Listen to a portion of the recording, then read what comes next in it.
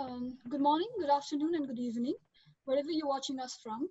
On behalf of Nepal Institute for International Cooperation and Engagement and Water Policy Center, it gives me a great pleasure to extend a warm welcome to our distinguished chair, speakers, and participants who registered for the event. We are delighted to have you join us today at the international conference on a post-pandemic world order, navigating the new normal. The conference is a collaborative effort of Nepal Institute for International Cooperation and Engagement and Water Policy Center that will be held for 3 consecutive days throughout 30 different sessions. We'll be having 2 parallel sessions running simultaneously throughout the conference. The conference will feature 150 experts and speakers from 30 different countries who will be delivering the presentations and sharing the expertise with us. This is the third session of the conference. So to chair and moderate the session, it's a real pleasure to have Professor Sanjay K. Bhardwaj here with us. Sanjay K. Bhardwaj is a professor and chairperson at the Center for South Asian Studies at School of International Studies, JNU, New Delhi. His academic interests include identity, society, political, economic development, and foreign policy issues of Bangladesh in particular, and South Asian countries in general. He has been the Asia Fellow 2010-2011 at the University of Dhaka, Bangladesh, Sir Ratan Tata Fellow 2009-2010 at London School of Economics and Political Science at the Chinese Academy of Social Science ICSSR Fellow 2013 at Beijing. He has authored over 3 dozen articles and research papers on contemporary socio-political and energy issues of South Asia. Currently, he is involved in a research on India's neighborhood policy and India-Bangladesh relations. So without any further ado, let me now request Professor Sanjay K. Bhardwaj to moderate the session. Thank you, Sunmina, for giving this, and I also extend my thanks to the director of the Institute, NIICE, Dr. Pramod Kumar, for this opportunity and to chair this session. This is a very important session, and there are a number of speakers, almost 5 speakers I have in this session, and they are speaking on different aspects of new international order and foreign policy issues of India and other South Asian countries. So I would let me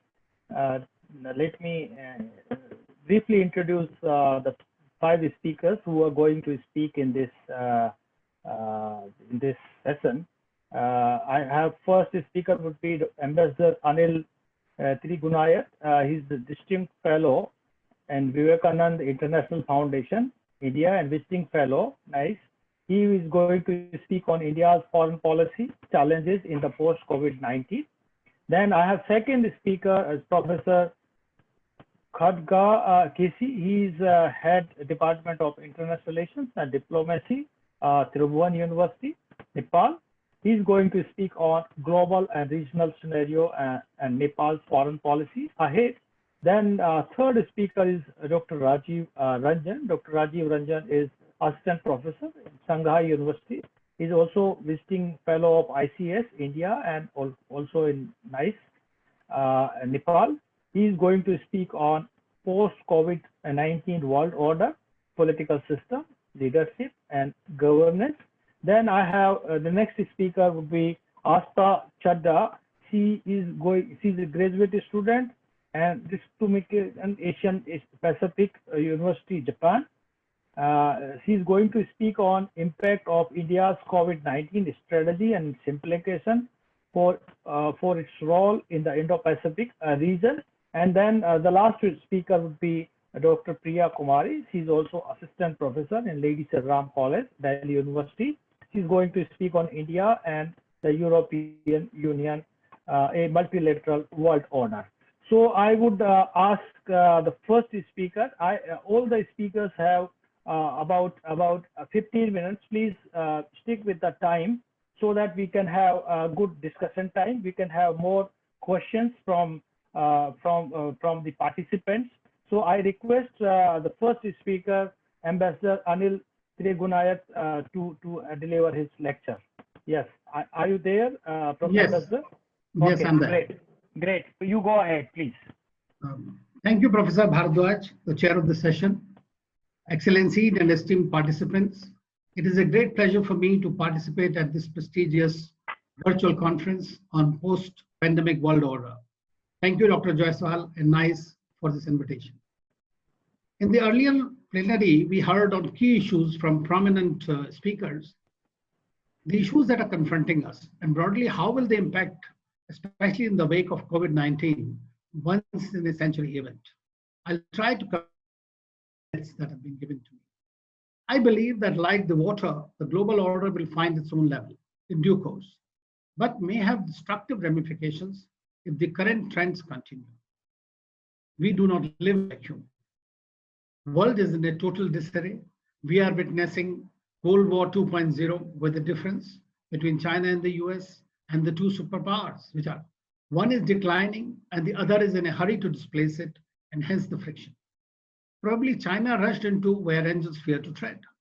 China's credibility due to its policies, certain policies, especially with regard to the COVID itself, has been at its lowest at this juncture.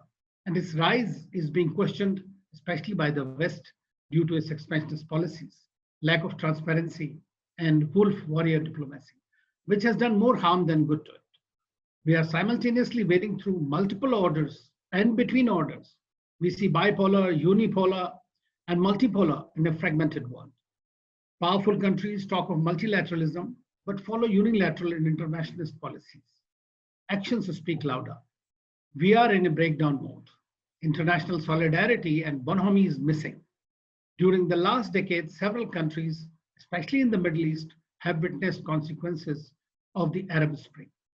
And now it's the second edition is in display in Lebanon, Sudan, Algeria, Iran, Iraq, and elsewhere as people demand their basic rights and governments, mostly autocratic ones, either don't want to or don't know how to do it.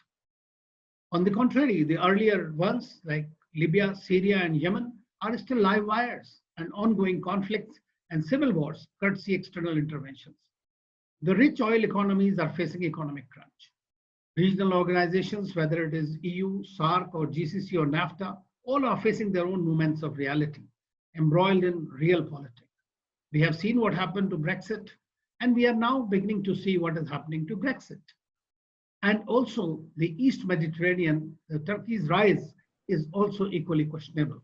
And how it is playing out in the Eastern Mediterranean will have to be seen. And friends, your camera is not on. If you can do it. Oh, sorry. Your camera, yeah.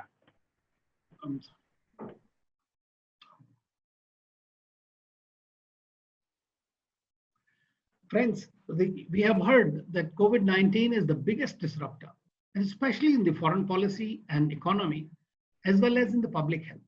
So I believe that there are three H's that are going to be extremely important. One is health, public health, and economic health. Second is hygiene, and third is habitat. In my view, we should, if logically if we think, then health should be given same priority as the defense of a nation. Because if your people are not good enough, they're not strong enough, you cannot progress either way. Economic revival and getting out of global recession is going to be a major challenge. Conflicts all over have not abated.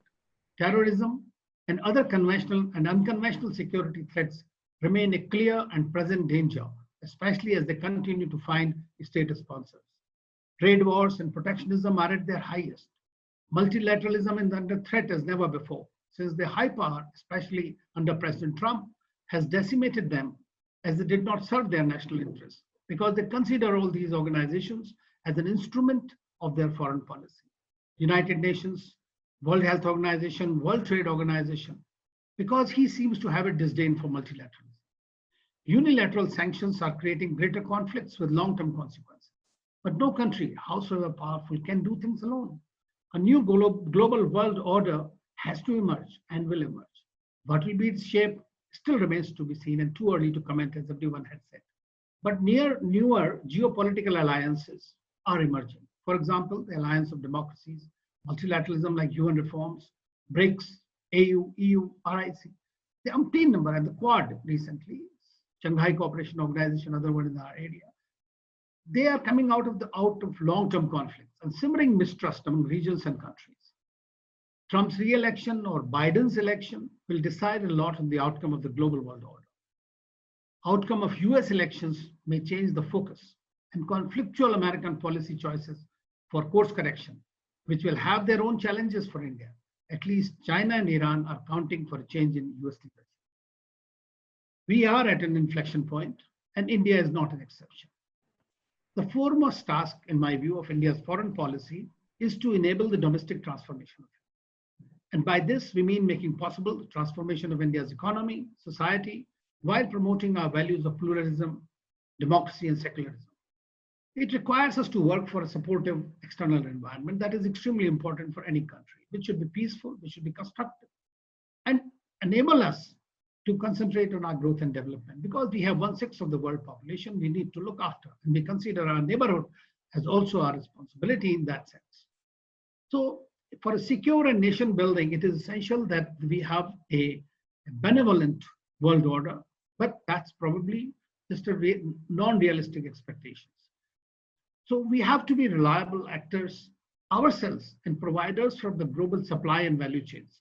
And hence the policy of Atmanirbhar self-reliance that Prime Minister Modi launched recently has been embedded in that objective. At the broadest level, our foreign policy seeks security and support from the international community as we build and transform our society and economy. Soft power, neocolonialism, or fight against it. A large and expanding economic base and opportunities for the world.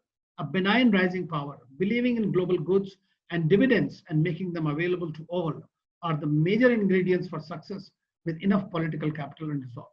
Well, that will be extremely essential. Major challenges to India, in my view, will remain the China-Pakistan nexus. Since the Sino-Indian conflict and border skirmishes continue despite Wuhan and Chennai Connect, India has a neighborhood first policy that entails Sabka Saath, Sabka Vikas, and follows a non-reciprocal policy with the neighbors, but creating greater trust and lasting stakes among the neighbors will be the priority. We will have to be more sensitive to their concerns and identity and territorial issues. Only option is continued dialogue and trust, since India can be the engine of growth for the region if its security concerns are addressed.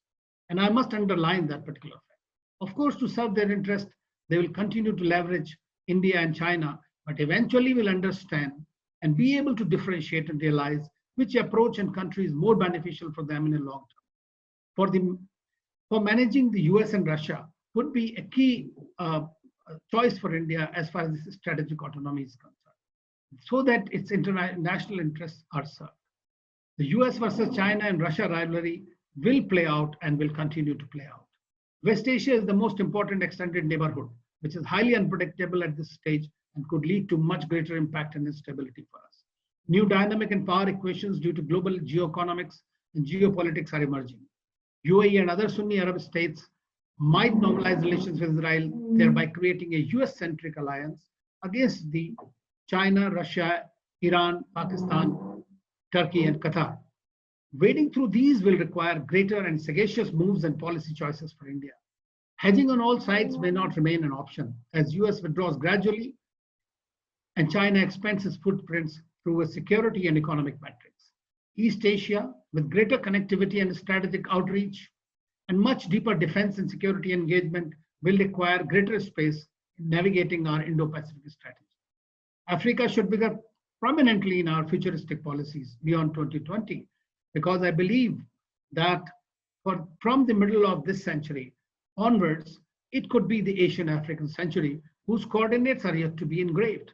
India must continue to use its democracy, secular and civilizational heritage and ingredients as part of its soft power diplomacy, while the COVID continues to take its toll.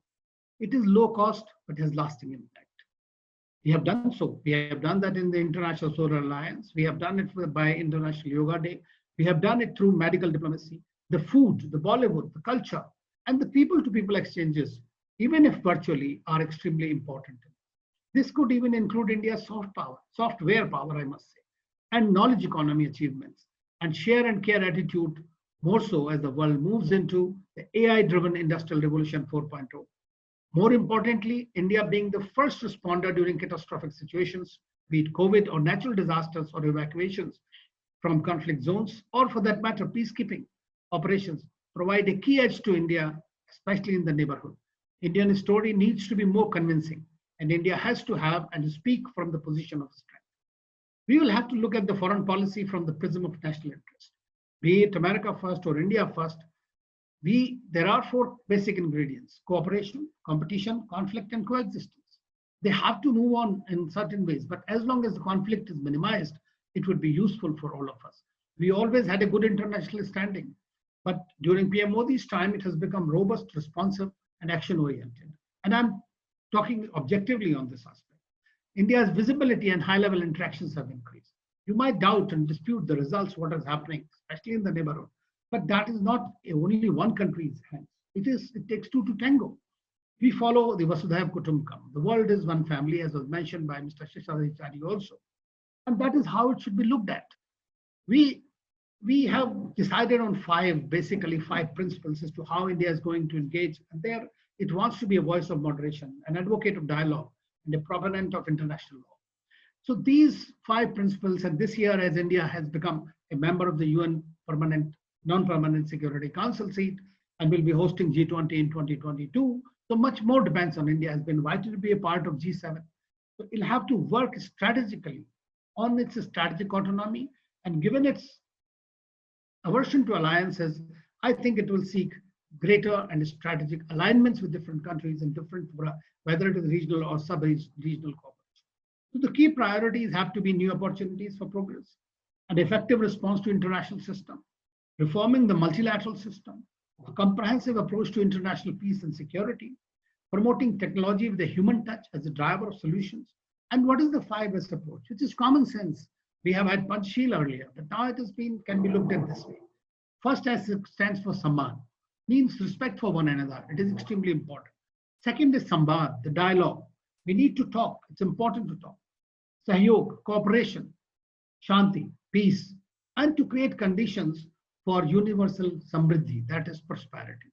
So I believe that we have our neighborhood first policy, Act East policy, Act West policy. We are part of large number of international organizations. We work together, but we are seeing what is happening on our borders at the moment, the kind of the uprising that is taking place through the Chinese growth, the Turkish growth in the region. So we have to be extremely cautious, and we have to play our cards extremely well as far as this thing comes. Only one word I would like to say, that SAARC has not worked that well, even though India has tried several times. And since the webinar is being hosted in Nepal, it is extremely important that we need to have Pakistan desist from its terrorist activities. That's the only thing that India has a problem with. And I don't think that simple isolation of Pakistan will do. It has to be persuaded by its friends, so-called friends, who consider it a great friend like China and some other countries, that it has to desist from doing that, because that is the only thing that will save itself from its own doings. So therefore, I would say that it should not turn into a rogue power or a rogue country. We are together in this. We can't choose our neighbors. We have to grow together. And that has been the policy. That should be the policy. Of course, the competition between India and China within the region and outside is going to be a reality. And it is agreed, everyone. But whether that has to be confrontational is something needs to be decided by China, because it is a bigger power. It is trying to contain India within its own South Asian power mold.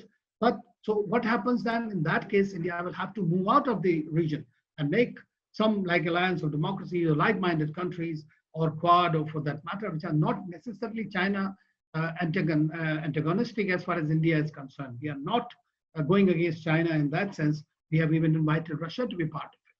So we feel that India has always followed a peaceful path because it is in its own interest.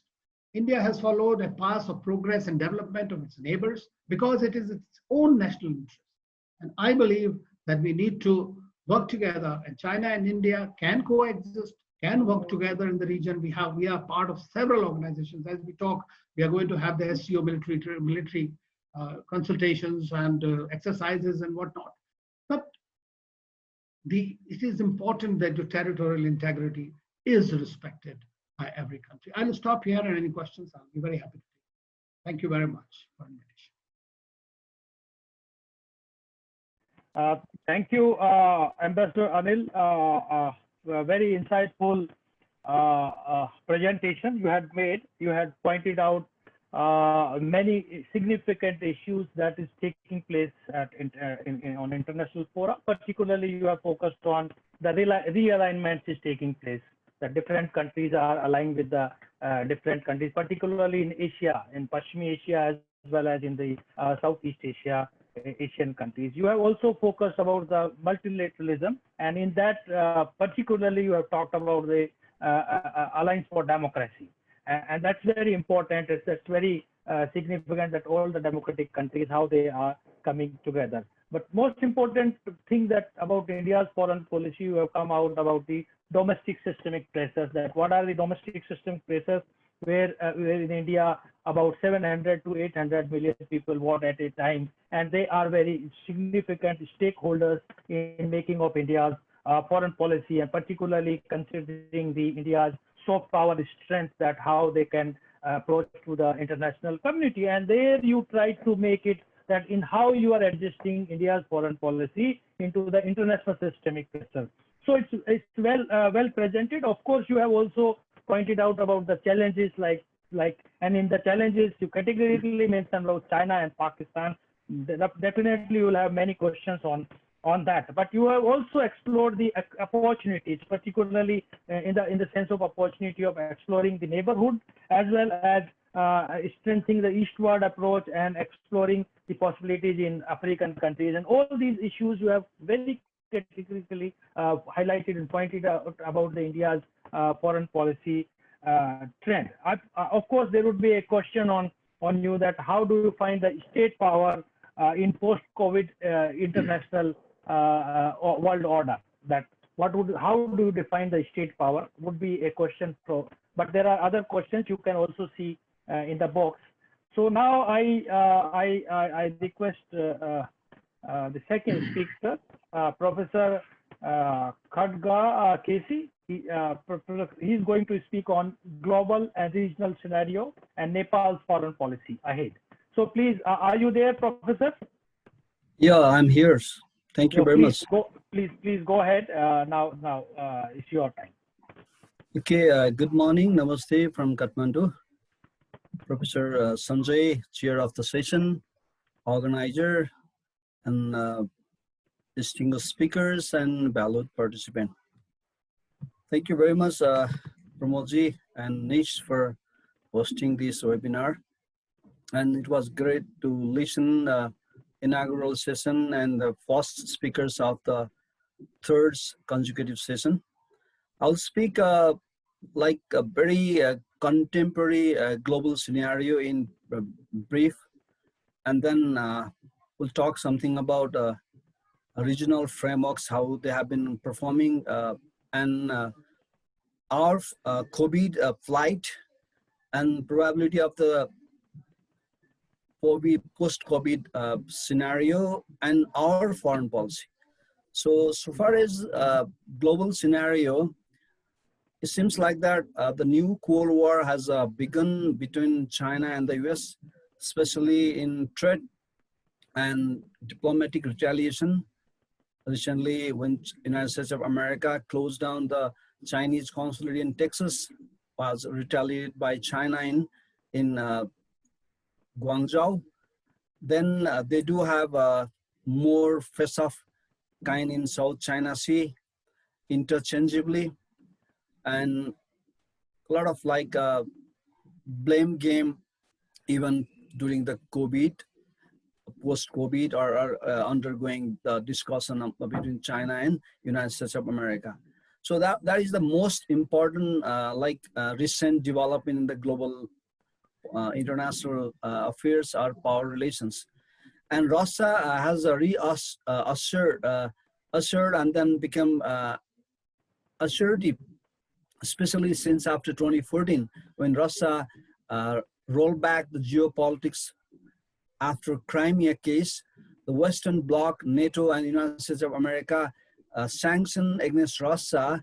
Then Russia joined with China. Russia came closer to China, had agreed to sell her petrol and gas, which is almost more than what she used to sell to EU members before 2014. There has made some kind of strategic partnership between Russia and China. So in the meantime, Russia, when Putin has again legitimized for next 16 years, so that has made a strong leadership. In international relations, of course, idiosyncrasy, the leadership also matters a lot, so that Russian assertion in global affairs will be more like assertive from now on, because she has already proven her credential in Syria, her presence in Syria, and of course, economic like reassertion. And even recently, when Russia has brought out new vaccine as a Sputnik, the second rename of like her first satellite in 1950s. So that was another R&D, research and development, science and technology also. Russia, of course, Russia has the still largest number of missiles and then fighter plane or military arms and ammunition. Even today, in defense perspectives, is still one of the mighty country. More than that, because of economic restoration, and in the meantime, having more partnership with China, especially in petrol and gas deal, and moreover, the vaccine which she has brought out for the first time. Others are just talking, and she has already brought out and has been like almost recognized by Donald Trump as well. Say once Donald Trump said that the vaccine might work. So these are some indicators. Because of that, Russia has already become in a multipolar world. Russia, China, and United States of America are now in the main ground player of the on the ground. So Russian assertion, somehow Russian strategic partnership with China, India. Also, we heard some like role of Russian foreign minister in Galwan face-off. That was just for talk. I don't have evidences, however. So now let me talk something about EU. So EU is in a serious dilemma. EU is a deteriorating regional institution, which was taken as a role model regional frameworks until recently. However, because of Brexit, in the meantime, because of shrinking economy of EU members, and she is a serious dilemma, whether she has to continue her alliance with United States of America or realigns with China because of economic interest. You know that in pandemic, in COVID, Chinese military, Chinese medical diplomacy has contributed a lot in EU member. In Italy, in Austria, in many European country, they got medical staff from China, or medical like persons, medical professional also work in Europe, even in North and Western Europe. So it has signified that EU is in a serious dilemma, and EU seems like not that much, very much influential global like partners in global power relation. However, she has dispersed $16 billion for EU. Mostly they will spend in EU members country, especially for post-COVID fund. While looking at the post-COVID fund, EU has dispersed 16 billion, and Germany, France has 1 billion plus, and United Kingdom 744, and Japan 769. Among the OECD countries, their level of grant is also shrinking, and most of the OECD countries are located in EU region. So this is another scenario. Now let's see India, our immediate neighbor. So India is seemed like shifting her non-aligned foreign policy to issue-based multi-aligned. While reading Ambassador Excellency Jaishankar, Foreign Minister, incumbent Foreign Minister of India, that India has begun to review her non-aligned foreign policy and shift to multi-aligned, especially based on issue. And she has also started to, she has already implemented Act East foreign policy, unlike Look East. So Act East and multi-aligned for non-aligned. This is another like Indian foreign policy shift in recent days, unlike Nehruvian idealism. Then India seems like more a rivalry partnership with China. Rivalry partnership, the terminology what I've been using here is that, you know, India, despite her border disputes with China, she has been heavily engaged with China. She has had almost 90 billion around trade transaction with India. Despite the recent Gulf War face-off, so there are some huge and there are some like, you know, unofficial individual anti-Chinese like stop boycotting movement in India. However, Indian establishment never ever said or made any statement officially that she would lay off, she would be stay away from engaging China. So it seems like that India still wants to have cooperation, partnership with China, and China also doesn't like to make disenchant India that much longer, because she wants to go together with India in larger extents despite their territorial issue. This is the like this is like the major powers: United States of America, China, Russia, EU, and India's plight at the moment. So having said this, what I have to I would like to share a couple of things about the COVID. For example, COVID-19 has, in my perspective also, which has largely ascertained by Francis Fukuyama, who is one of the icon of neocon and neoliberal third, and who has brought out the End of History, the book in 1990s, who has recently brought out an article that you know, Amartya Sen, who has given a thesis in 90s that democracy can handle pandemic, drought like crisis very efficiently compared to autocratic regime. However, that has been challenged by Francis Fukuyama recently in Foreign Affairs Journal, that look, the per million death in North America and Western Europe compared to per million death in North America and Western Europe almost question the performances efficiency of state institution in Western Europe and North America, especially in the United States of America. There is a 500 plus per million death in the United States of America, 625 in the United Kingdom, whereas so-called soft authoritarian and authoritarian East Asia, Japan has 7.8, Singapore 5 plus, Vietnam 0, China 3.5, and this is the scenario in East Asia. So it seems like that if you strengthen, consolidate public institution, state institution that can address the pandemic, national security, or any crises, so that has yet to be proven. We cannot conclude. However, these discourses are coming up from the United States of America, from the neocon and neoliberal thinkers. So that has questioned the state institution, and the democracy alone is a kind of like Ramban in our like, you know, philosophy to resolve every crisis. That is the one discourses we have to start from now on.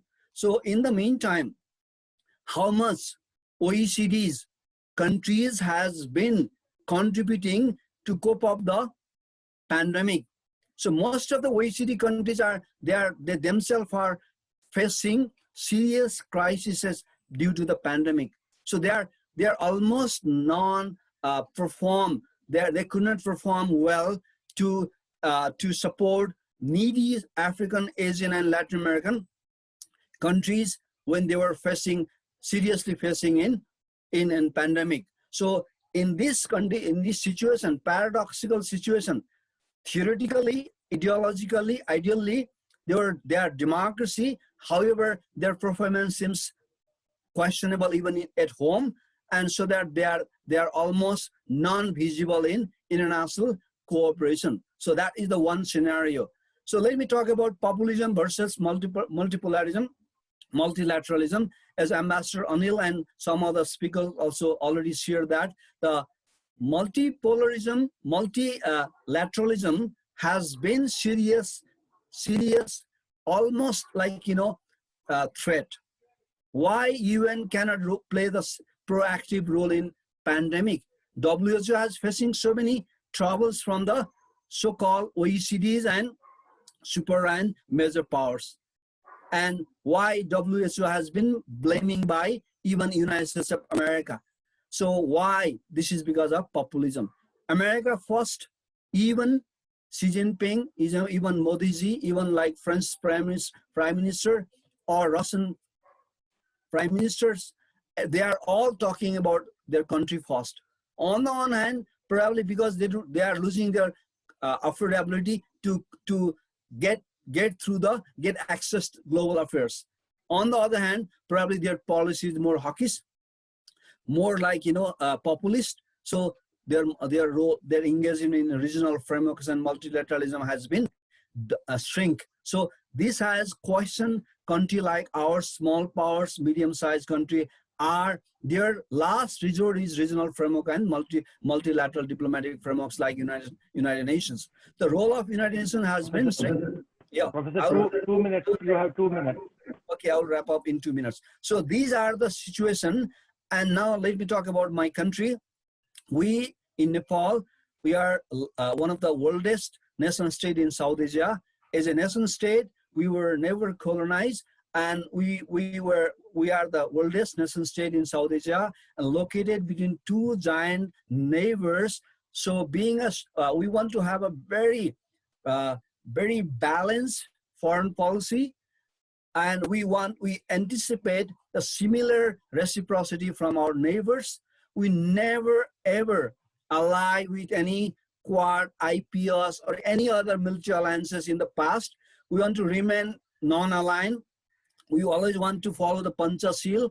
So because of this ground reality, I urge our neighbors, even China and India. For example, India, quite often many speakers say that neighborhood first. So sometime we would like to request our neighbors not try to be paradoxical in ideal and real politics.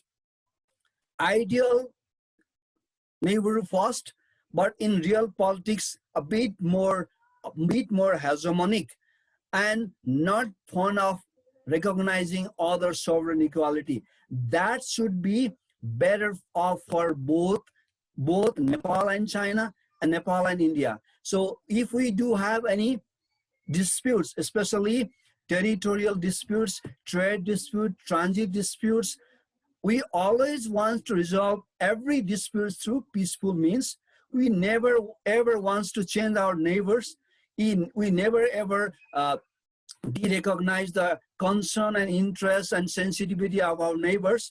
We never ever want to play with one neighbors against another neighbors, and we never ever want to use our soil against another neighbors. So these are our fundamental intact like foreign policy guidelines and priorities, which we have been adhering, following for a long while. Because of that, we are existing amid these two great powers. So for us, our foreign policy is always non-aligned, Panchashil, and based on national interest, and we always like to treat by our neighbors and regional powers and global powers that Nepal is a sovereign, independent country, unlike constructivism. Constructivism, culture, religion, proximity are there everywhere, but that doesn't guide the foreign policy. Foreign policy guided by national interests. So we do have a very good relations, very close cultural, religious relations with our neighbors. However, these are not the primary factors to guide the foreign policy. So we do want to form, evolve, and consolidate our foreign policy on the basis of sovereign equality and guided by national interest. In the meantime, peaceful dialogue, negotiation are the only means to resolve the conflict. And third one is, we never ever want to play any other neighbors in between or against or any other neighbors. So that try to have such dialogues and negotiation or this sort of webinars, conferences, seminars, interaction among the intellectuals and stakeholders will make more clear among each other, so that we always remain a very close, good neighbor. So there is no way to be away from our friendship. So that was our almost, it's a kind of like state standoff. But in personally, I myself also believe on very equal partnership, and for the benefit of both country, or for the country's benefit of each other. Thank you very much once again, and I will be more than happy to respond if there will be any questions. Thank you. Thank you, Professor Khadga, for definitely bringing all the aspects together, particularly the emerging trends in international community. And there you try to highlight about the re-emergence of Russia's role in global affairs. And there you have talked about the strength of Russia in many issues like military power, science, technology. They are also inventing vaccine for COVID-19 and its role in the Syria and all that. Certainly, it has a question that in today's context, particularly while we are talking about the COVID-19, how do we define a state, by a military power or by an economic power? Because China is trying to dominate the world moreover by the economic power rather than the military. Of course, is also important, but they are basically trying to have more economic initiatives worldwide.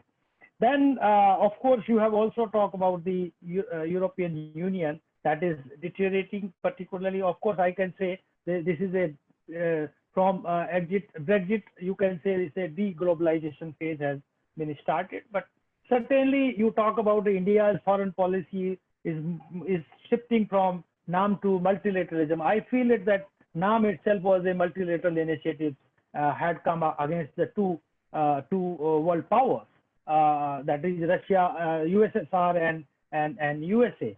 So that was also multilateralism, and it was going, or multi-alignment was there. Of course, you have also come out with the neighboring countries, and there in the neighboring countries, India's foreign policy or India's neighborhood policy, in particularly in context of Nepal, there you talked about that is it moreover hegemonic. But I feel it that Nepal and India has very unique relations that none of other country has that kind of.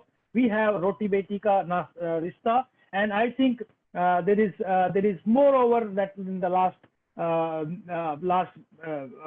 many decades that we had been coexisting with in peaceful manner, and I hope it would go in future. Now I invite the next speaker is Dr. Rajiv Ranjan. Dr. Rajiv Ranjan is going to speak post-COVID-19 world order, political system, leadership, and governance. Yeah, Rajiv, it's now your floor is with you. Are you there? Thank you, Chair. Yes. Thank you, Chair. Yeah, am I audible? Okay. Yeah. I'm okay, here. Thank you. So let me first thank Dr. Pramod for inviting me for this webinar. I think it's very timely intervention when everybody is talking about the world order. And we also talked about how the bilateral relationship is coming up. So I'm going to talk about here the post-pandemic world order and the political leadership system and governance. I think Professor Khadga has already touched upon Francis Fukuyama. So I would be also drawing some lessons from Francis Fukuyama. But let me first, because in the first session I heard about the world order. So let me define the first, what is world order? Of course, there is not a very well-defined and agreed definition of world order. There are a contested definitions. But for the sake of definition, what we believe is the world order as defined as a body of rules, norms, and institutions that governs the relationship between the key players.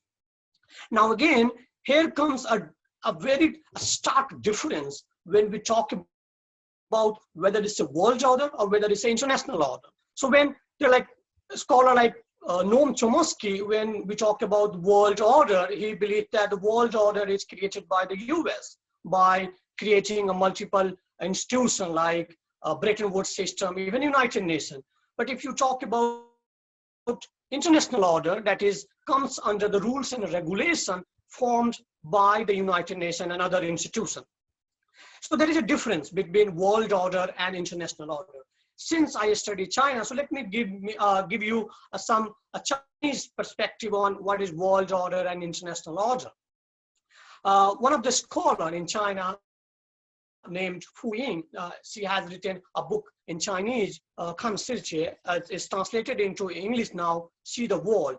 And she has written a lot of articles, and she says that the China is a kind of ready or agree to be part of international order rather than the world order created by the United States.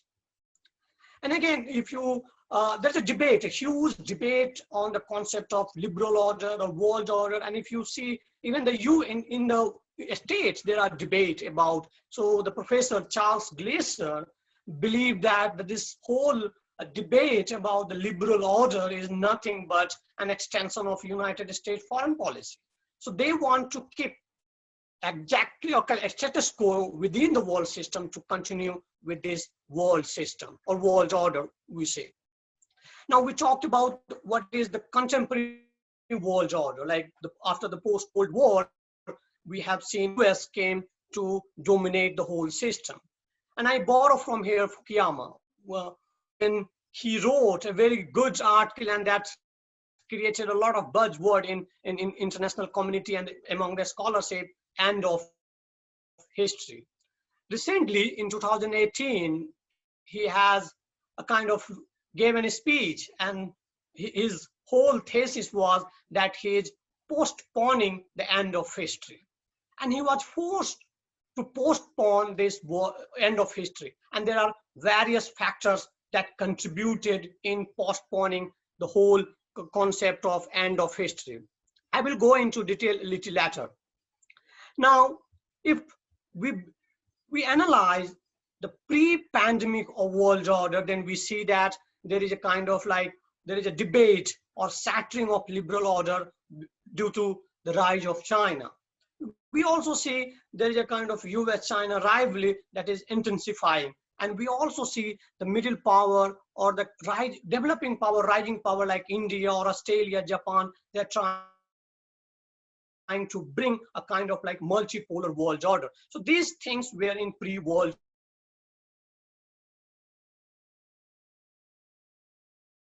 a pre-pandemic world. This pandemic has a kind of like affected whole kind of like every walks of life, even if it's economy, political, security, everything. It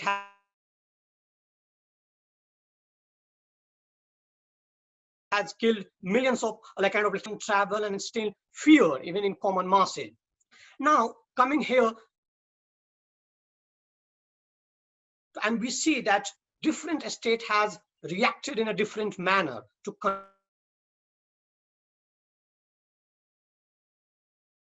control or contain this COVID, whether it's like Taiwanese model or even a Singapore model. Professor Khadga has talked about in the East Asia, how the East Asian country have successfully contained. Now, so that's begin to debate whether which model of governance is successful in containing the coronavirus. So now, even if you see that there are China communist state, then you have a South Korea, a kind of like a very strong democracy, where you have a Singapore that is a kind of a between, whether it's a democracy or an authoritarian. So you cannot say that which model is more successful.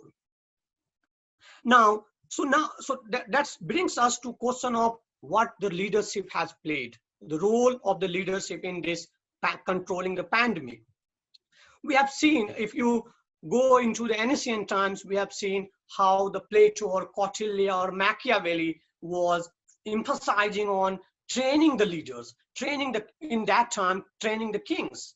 Now, if we bring back that training into the contemporary world, and then if you compare the Prime Minister Modi, President Xi, even Lee Hsien, Lung of PM of Singapore, President Moon of South Korea, compare that training with President Donald Trump, or PM of Italy Conte, or President of France Emmanuel Macron.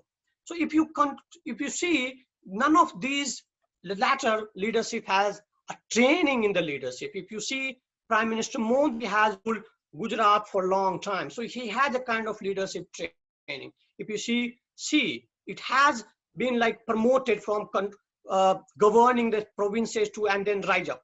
So that's why, like even in the South Korea also. But if you compare the French president Macron, like Trump, it was like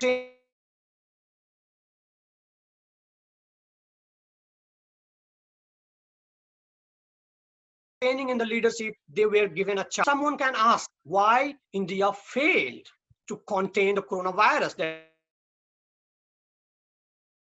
we are now a kind of, there are every day like thousands of cases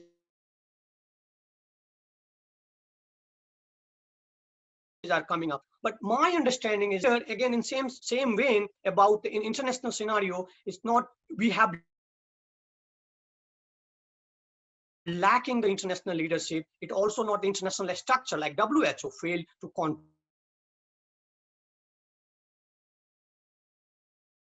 contain. So, and if you ask, so let me give you a kind of like, when lockdown was announced, then we have seen thousands of laborers walking on the street, walking on the roads, highways. So that's his migrant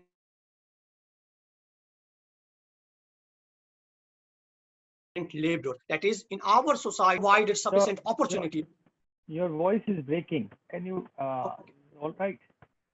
In fact, others are listening clearly. Am I audible?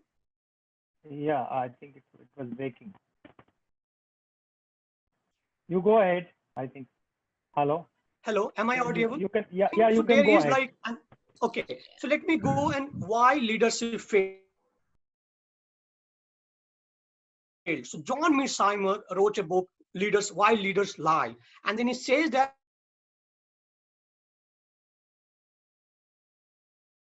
the leaders are most likely to push them to mislead the very public that has elected them. So in a way, Mearsheimer believed that the leaders tend to lie to their own citizens more often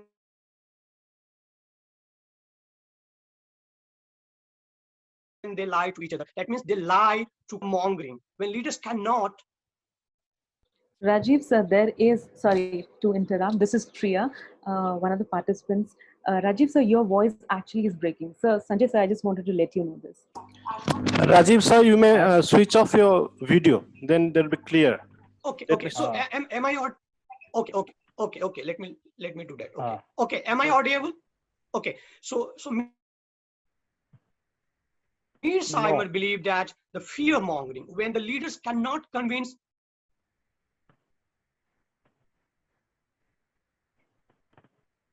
Am I audible? Yes, sir. Yes, sir. You're audible. Okay. So he believed that when the leaders not exactly cannot convince the public of threats they foresee, and so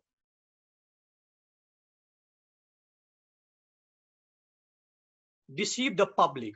Now, coming through the lens of morality and then ability of government to fulfill its domestic responsibility, and then you can go to project your image at the international level.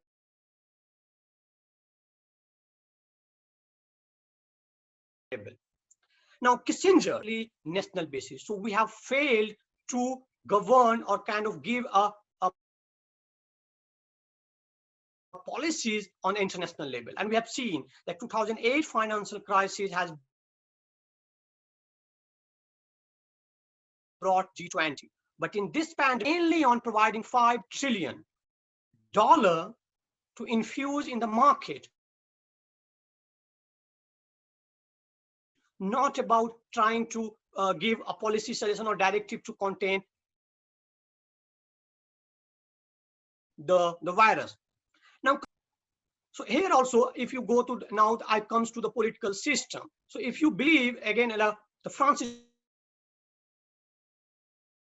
Fukuyama, I started with Francis Fukuyama. He wrote, and I think Professor Khadga has already gone through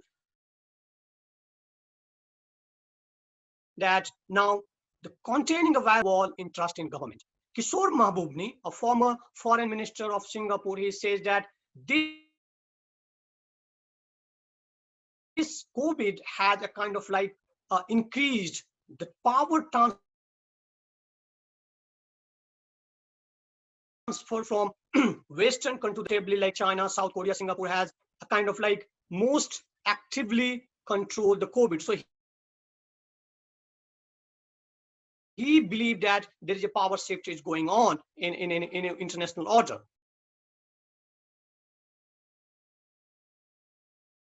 Now, so what is like all building? He says that we are trying to recognize and that the constructivist school of thought believes that in a recognition. So every state is try to assert its identity. Now, coming to that, we have like order, whether it's a Putin, a Laden, or Black Lives Matter, or Me Too, or gay marriage, or Brexit,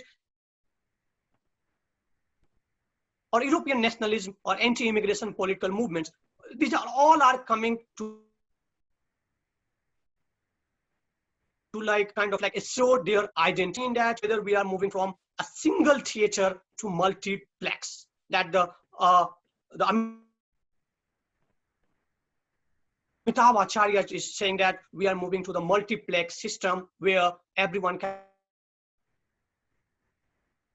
Rajiv, you have 2 minutes only. Can watch their own movies. Yes, sir. Yes, sir. So we are moving to the era of home theater, where even in house, we want to see what movie we like, whether daughter, whether it's like a son or daughter. They want to preference it. So we are moving on to assert their own identity. They want to watch their own movies that is coming off a home theater. So let me conclude by saying that this pandemic has eroded the distinction between system of government and their legitimacy. Having said that, it also led to a stiff ideological leadership competition between China and US. So in some scholars believe that we are going to have leader less, maybe 10 to 20 years. Now, last point that I would like to say that this pandemic, this pandemic has pushed us to create a global governance kind of thing that is not only for health, security, and other non-traditional security. I'm open to any Q&A in a later session. Thank you. Thank you, Dr. Rajiv Ranjan. Actually, I could not listen your half of the lecture very clearly. It was just breaking. But what impression I got it that you initially you were talking about the world order, and I do find that yes, the liberal international order was dominated by neoliberalist ideology, and that had been adopted many of the countries, including China. China was also agreed with the Washington Consensus and adopted market economy for its economic development and become the largest beneficiary of globalization. Today, things are different. But you try to understand this international global order or the liberal democratic institutions. But of course, there are a question mark has been arisen that most of the liberal democratic institutions could not handle this COVID-19 crisis, the health crisis, very effectively, including the international institutions like WHO could not give a very strong support to the international community to fight against COVID-19. what do I find by getting this, that there are also new trends are emerging, that where we have find that about more than 2 billion people are in the informal sector, and they are suffering a lot in this COVID-19 crisis. And I do find in this liberal democratic institutions, what the labor class, the migrant labor class would become a very strong voice in post COVID-19 world order, where the labor rights or the poor people's voices would dominate the international community and international institutions. So thank you very much for making your presentation. I unfortunately could not listen what exactly you wanted to say about the second half of your presentation, but of course, if there is any question, we will certainly take it further. Now I do request the next speaker is Astha Chadha. Astha Chadha is going to speak on impact of India's COVID-19 strategy and its implications for its role in the Indo-Pacific region. Astha, are you there? Yes, Professor. Hello. Yes, Astha, you can go ahead. Thank you. Yeah. Thank you for that generous introduction. Good afternoon, everyone, and namaste. I'm here representing Ritsumeikan Asia Pacific University, Graduate School of Asia Pacific Studies in Japan. I would share my screen because I'd like to talk through my presentation.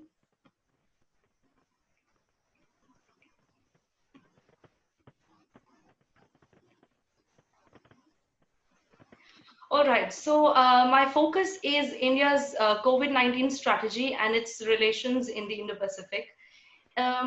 When the COVID-19 hit India and the policymakers began tracing down what to do about the pandemic, India did not have as many cases, but several steps were taken by the Indian government right in the beginning, which is right in March, to curtail international travel, to impose lockdowns, and as well as try and cooperate with, on an international level with organizations like SAARC.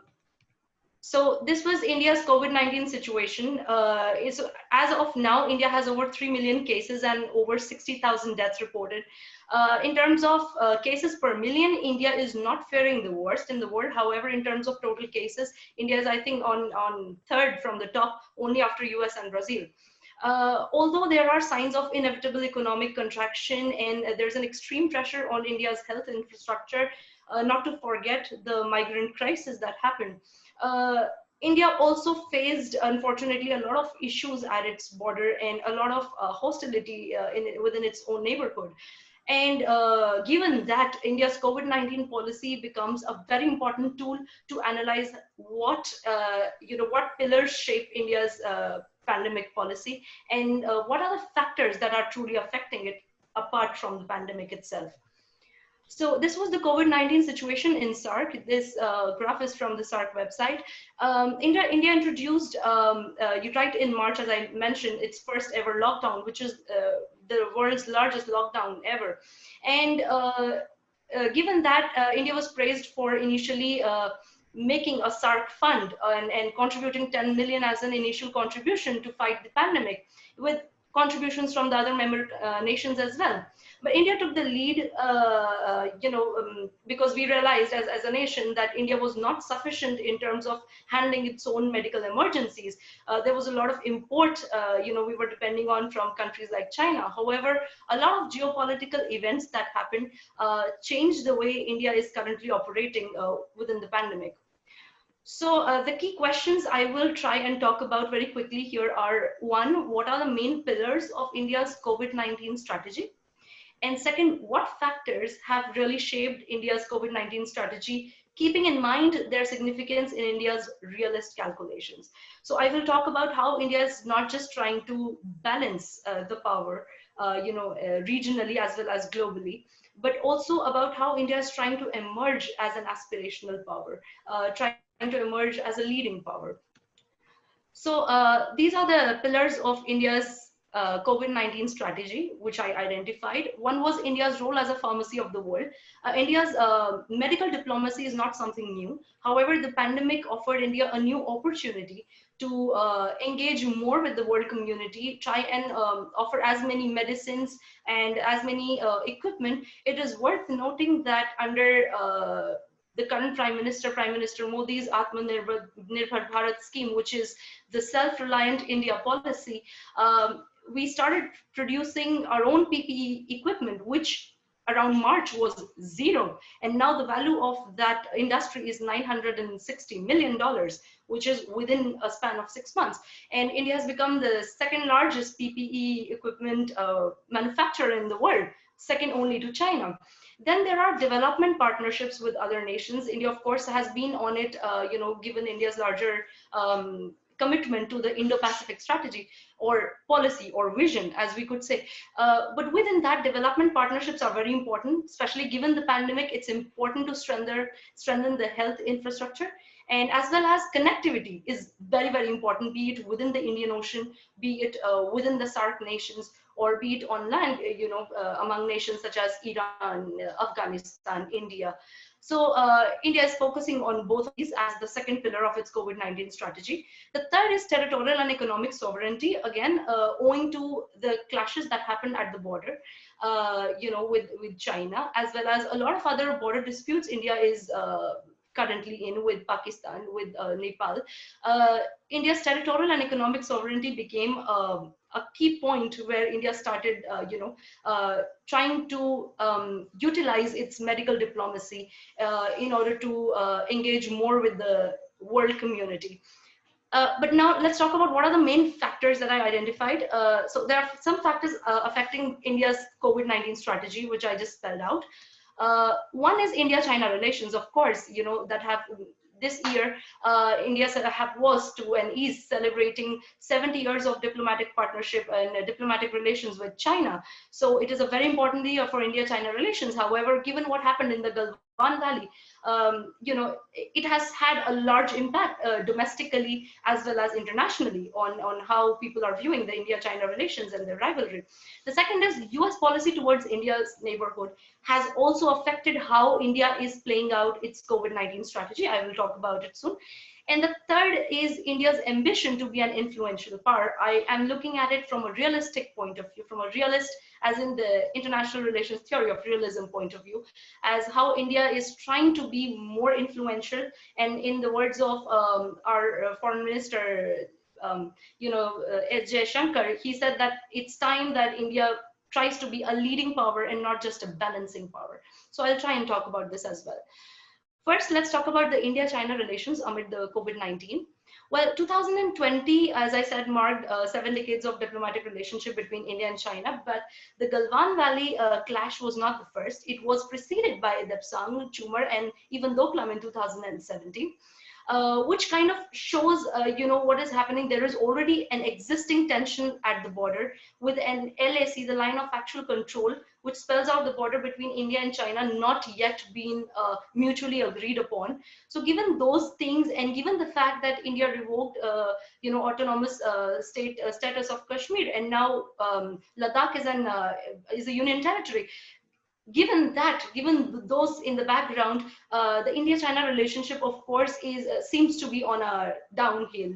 And given the martyrdom of 20 Indian soldiers on the Chinese side, we do not know because that was not announced. But given that there was a huge, domestic uprising in terms of people wanting to oppose, Chinese products, and hence the government banned 59 key Chinese applications. A lot of Chinese IT firms, a lot of Chinese construction firms were barred from investing into Indian key and strategic, as I could say, Indian highway projects, as well as from the 4G upgradation by state-run telecoms such as BSNL. So China cannot now bid for these projects or invest in them as of now. Given that, India's main challenge regarding China is not just to confront it, it's also about trying to build its own capacities and capabilities, which is the key point of self-reliant India policy, is not to, as Prime Minister said in his Independence Day speech, is not to isolate a country such as India from its neighbors, but in fact to engage more And that can only be possible if India is self-reliant and self-sufficient in terms of its resources and what it can offer to its neighbors in terms of a development partnership. That being said, India's main challenge with Beijing, of course, remains not just managing pandemic amicably and in a nice way, sharing technologies, sharing information, but also creating a very stable border, which as of today, I was reading the news and it is not yet been agreed upon, despite a lot of disengagement talks happening. There is no such progress being seen on that front. Another thing is engaging in the geo-economic equations in the region is very important for India, instead of being, isolating itself in some way, let's say India pulling out of RCEP because of unfair, the deal, it thought it was unfair. It would be beneficial for a nation such as big as India to become very lucrative for foreign investment post-pandemic, to become very lucrative for other nations to come and invest in the nation, in the region, because India is big enough with a lot of working population. We have a better labor force in that sense, a younger population, as was talked about in the inaugural sessions as well. Thirdly, India's COVID-19 policy, I think, has gotten a push because of this pandemic and whatever happened with China at the borders, push for India's self-reliance policy, so that now it is capable of developing its own PPE and medical equipment. Not just that, it is able to now, send some shipments to neighboring countries. And when I say neighboring countries in Indo-Pacific, it is not how US talks about Indo-Pacific, which ends at the Western Indian Ocean. For India, it extends up until Africa, includes Arabian Sea, and includes countries in the Middle East such as Iran as well. Moving on to US foreign policy's impact on India. Well, India was obviously not part of the party talks when Trump decided to pull out of Afghanistan and wanted India to take its place with its military. Of course, India declined that, but India-Afghanistan relations were getting a very good push from India's investment in Iran, in the Chabahar port, because that way India would not need to bypass Pakistan to do its trade with Afghanistan and could directly do it through Iran. However, with China now backing the main project to construct the railways between Chabahar and Zanzibar, if I'm not wrong, that is the name, which earlier India was supposed to construct. It has kind of become a little bit of a difficult situation for India as to how it's going to manage its economic commitment to Afghanistan. Although the port is still being operationalized by India, still in Iran. However, the surrounding constructions are being done by China, and there is something India needs to do about it, because given its clashes with China, India's foreign policy in some parts is being perceived in Iran as speaking like the US. It's not India. It seems like it's the US policy being pushed through India. So we need to be very clear on that. Of course, US stance over India's ban on Chinese apps has been very positive. There have been calls within the US to ban TikTok again, and even for a TikTok buyout. I mean, of course, these are very recent events, so we do not know exactly where it will go. But the important part is that US sees this India-China conflict as an opportunity for it to push for a stronger Indo-Pacific region, for a more prosperous and rule-based Indo-Pacific region. Hence, it is important to mention the US military presence in the South China Sea, where it sent its 2 aircraft carriers in the Philippine Sea as well. And also the PASEX exercise that was held in the Indian Ocean region, very close to the strategic Andaman and Nicobar Islands in India. So that is one of its kind exercises that was held, and it's an important, it's important for India's visibility in its own backyard, which up until now was missing, but I mean, I shouldn't say missing, but it was kind of very limited, given the size of Chinese military presence. But that being said, India needs more visibility, more of its own foreign policy in order to engage better and independently with all its neighbors. Of course, that being said, one of the new developments was India committed to Indo-Pacific by including Australia in the Malabar 2020. Well, Malabar exercise was being held among US and India earlier, then Japan was included. earlier as an observer and then finally as a permanent member, Australia was not yet part of Malabar because of the fears of China thinking about Quad or the Quadrilateral as an anti-China move and a militaristic alliance. But this year, Australia would be part of the Malabar 2020. It's not sure whether it would be a permanent member or not, but a lot of how US perceives India's neighbors, US thinks about Iran, has a lot of impact given the current geopolitics on how India is shaping its foreign policy towards these regions as well. And lastly, I'd like to talk about India's ambitions of being a great power. As I mentioned, India is trying to not just be a balancing power. It could have been contested earlier, but given the case of COVID-19 crisis, it is becoming clearer and clearer as to how India is trying to push for its development partnerships in Bangladesh, for instance. Please come up in 2 minutes. Yeah, sure, Professor. And also with the ITEC programs for all the SAARC and non-SAARC nations, which is one of its kind programs, India held regarding trying to talk about sharing their experiences of the COVID-19 pandemic. There has been extensive medical aid to Africa, and there has been an Africa focused working day in the Ministry of External Affairs. There are more partnerships. There is more development happening, in terms of infrastructure in Mauritius, in Maldives, in Bangladesh. India signed a memorandum of understanding on space exploration with Nigeria. And of course, there is air policy. There's a policy of air travel bubbles in which India is trying to, negotiate with how to send its medical personnel, how to get its diaspora back into Japan in the case of the COVID-19 pandemic. Hence, it's very important. I just kind of summed up, how India's foreign policy is being shaped amid this pandemic. Very important is India's building its development-based partnerships amongst nations. It seems to be getting closer to the US in its stance towards China. India has sought to strengthen relations with Bangladesh, Maldives, and also to add to it Sri Lanka. Now with Iran, India's policies seem to be echoing US interests. However, it would be better if India could make its stance more clear and be more independent in that aspect. Although by aligning with US, India's policy of, let's say, traditional policy of non-alignment or its strategic autonomy might seem a little bit diluted, but India is left with fewer options given the hostility it is facing in its neighborhood. And lastly, India's aspirations to play a larger role in the Indian Ocean is very well supported by nations like US and Australia that see India as a very good balancer of power to other nations like China. However, despite its medical diplomacy and development-based partnerships, these aspirations are right now not well placed with the geopolitical realities in which India will first have to mend and relook and re-examine its relation with its neighbors before taking a next step towards being a larger or a very leading part, as is the aim of our Ministry of Foreign Affairs or as the aim of our government. Thank you very much.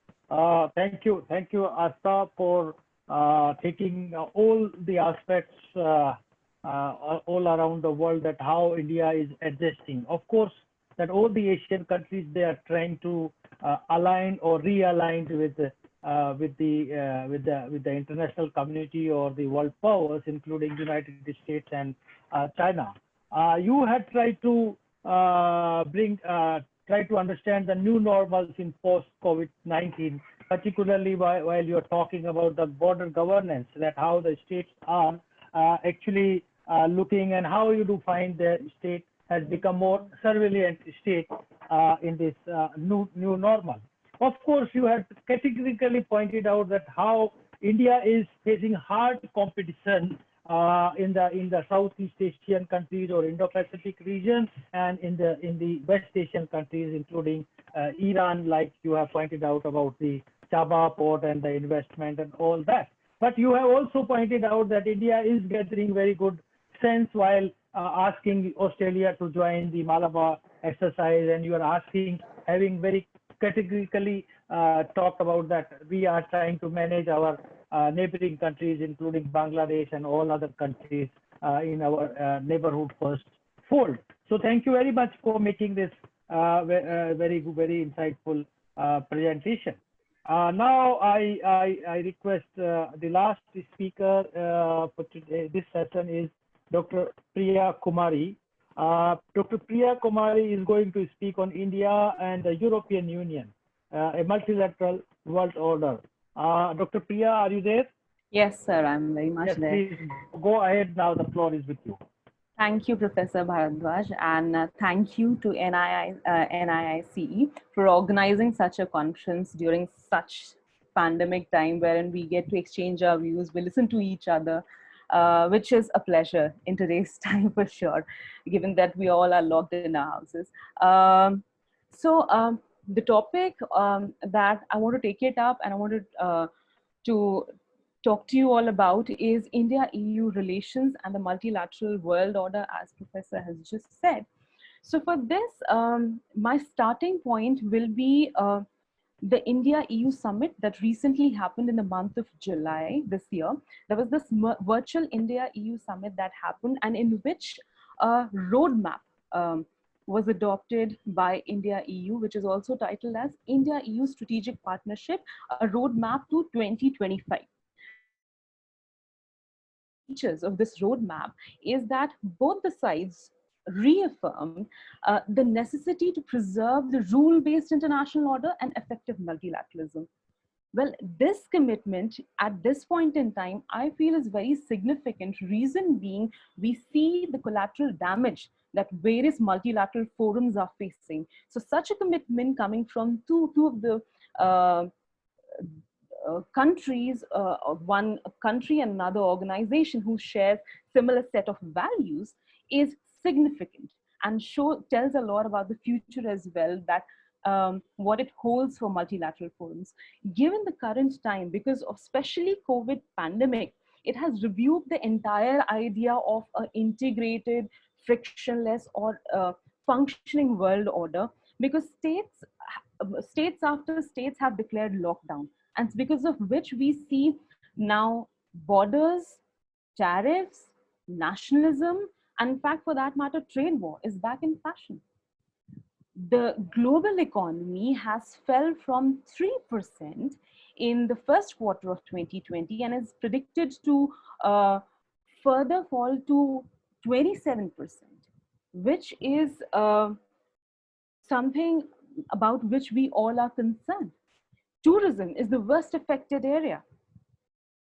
Many people in the sector have lost their job. The sector has faced a loss of almost $910 billion to that of somewhere around $1.2 trillion. So that is quite a loss that we are looking at. In such a scenario, in such a chaos that has been created by this pandemic, multilateral forums should have come to the rescue rather than any individual country saying that our model is the best and that's what should be adopted by other states. But unfortunately, what we see is that multilateral institutions' ability to fix these problems is increasingly getting eroded because of less interest that its member states are showing in keeping these organizations functioning. One of the examples that I would like to share is that of US and the decision made, some of the recent decisions in fact made by President Donald Trump of withdrawing US from many of the multilateral forums. That includes climate agreement, then WTO, and more recently WHO, which was all the more needed given the pandemic situation. And surprisingly, on the other hand, we have communist China as a part of its superpower ambition. It is trying to fill up the US spot and is ready to offer support, sustain these institutions, multilateral institutions that somewhere down the line represent liberal world order. So in this backdrop, when I look at India partnership, it is based on the shared values of democracy, pluralism, inclusiveness, rule-based multilateralism, and freedom, which is very important to reinstate or re-energize the multilateral forums that exist today. But this is something which is said in the roadmap. This is something which was even talked about in the joint declaration that came out later on after the 15th India-EU summit. But how will this be achieved? How can we strengthen multilateral forums? That's what I want to focus on in this presentation. what will be the challenges that India and EU will be facing in different sectors, and how can those challenges be overcome, and what all can India and EU do to instill energy back in these organizations. So there are three main sectors that I'm focusing on. First is that of the health sector. In an either situation, given today's time, the world would have united in the face of this common challenge of to help have a coordinated global response. But instead of that, what we see is that states are vying for influence. They're right from the development of a new medicine to its distribution, world has gone into a fierce fight. And in that, the two main actors that we see for sure is US and China. In fact, one of the economic advisors of Donald Trump, Mr. Peter Navarro, he made it very clear. In this time, there are no allies. That's what he had to say, which means that we have to go alone. Multilateral institutions do not hold any value. They will be of no relevance. Everyone has to fight for themselves. So we are back into Charles Darwin, what he has to say, survival of the fittest, in a chaotic, anarchical situation. Not just that, in fact, President Trump's administration had tried to acquire CureVac as well, which is a German biotech company, which is on the lead of discovering vaccine for COVID. And there are supplies as well that's being diverted from different international airports towards America, so that there are medicines for Americans, least concerned and least bothered about what happens to the rest of the world. And what's the position of Beijing? Where exactly they stand? They are doing all the more worse, in the sense that Beijing has in fact weaponized the various masks and the PPE kits that they are distributing to different countries for geopolitical gain, especially in Europe. Europeans were lacking these kits and masks, reason being when the first outbreak was noted in Wuhan region, Europeans were the first to supply these to Chinese. And once China recovered and the European countries were in pretty bad shape, Chinese were supplying them as to especially countries like Italy, Spain, and Serbia, saying that they have been abandoned by European Union. And China tried to show to the world that its model is the best model. The authoritarian model is the best model to contain this pandemic, and whatever masks and kits were being sent, it is just to show the goodwill of China. But the crisis, in fact, has further worsened a conflict which was going on before as well. That is US-China conflict. There was a fight. There was a sort of Cold War, which was inclusive of trade war, which was inclusive of cyber warfare between the two countries. Trump, in fact, because this pandemic has further worsened that entire conflict. In fact, Trump tweeted that somewhere in May 2020, he tweeted that WHO intentionally has ignored the report that COVID was spreading between people in Wuhan, China, and hence I cannot allow American taxpayers' money to continue to finance an organization that in its present state is so clearly not serving American interest. So this is what President Trump had to say before deciding that America will be withdrawing from WHO. And mind you, he's USA is one of the major donors as well to WHO. So who will fill up the gap? Naturally, China has, given the current scenario, they have taken up the responsibility. In fact, they have pledged to give $2 billion as well, especially to WHO to contain this coronavirus, for various projects launched by WTO to contain the coronavirus. So with US now pulling out from WHO, one of the global health multilateral forums, now the onus lies with other constitutional democracies like India, like European Union, to ensure that these institutions do not get dominated by any other hegemon who's looking for an influence rather than for public good. Individually, European Union and India has been at the forefront of fighting coronavirus. And they are also of the view that that finding a vaccine that should be available, access by all and affordable to all. That's what, in fact, in the joint declaration, the two sides stated. Individually, we can see European Union, in fact, organized on 4th of May this year, a global pledge in which international institutions and state leaders were invited. The pledge managed to, in fact, raise 7.4 billion euros. To this organization, US President Trump did not send any of his officials. China sent a very low ranking officials, showing least important towards or giving not much of a heed or consideration to efforts made by other countries. India extended medical and other assistance to more than 150 countries to fight against COVID pandemic. And to build up resilience of different countries. In fact, according to the Indian Pharmaceutical Alliances, which is an alliance of almost 1,000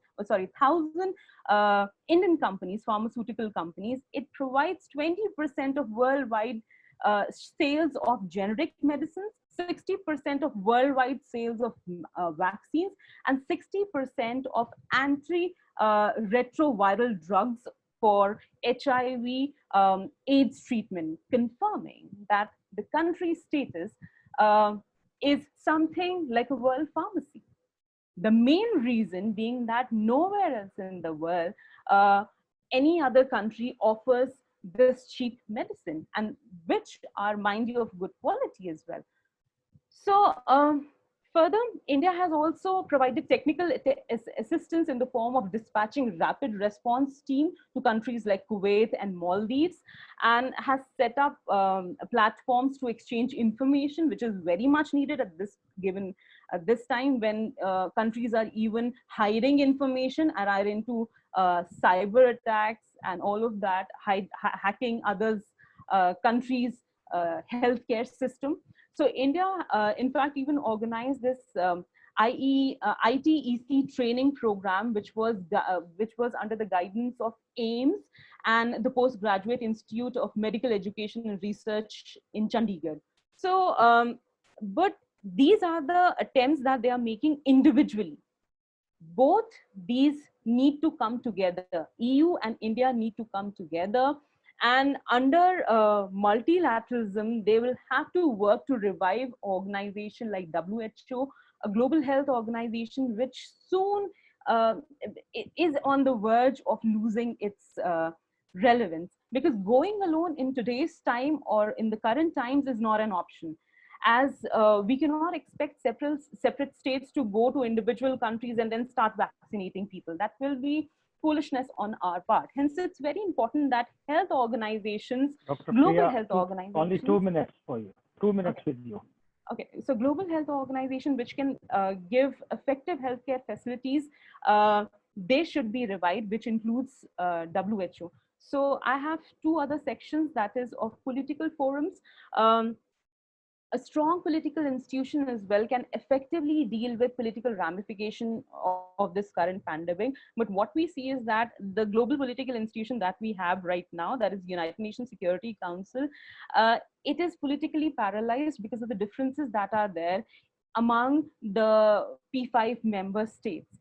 One of the biggest reasons for United Nations Security Council failure is, or its failure to deal with the political ramifications of pandemic times, especially rise of China and its aggressive policies towards smaller states, especially in South China Sea, and now more recently towards India as well.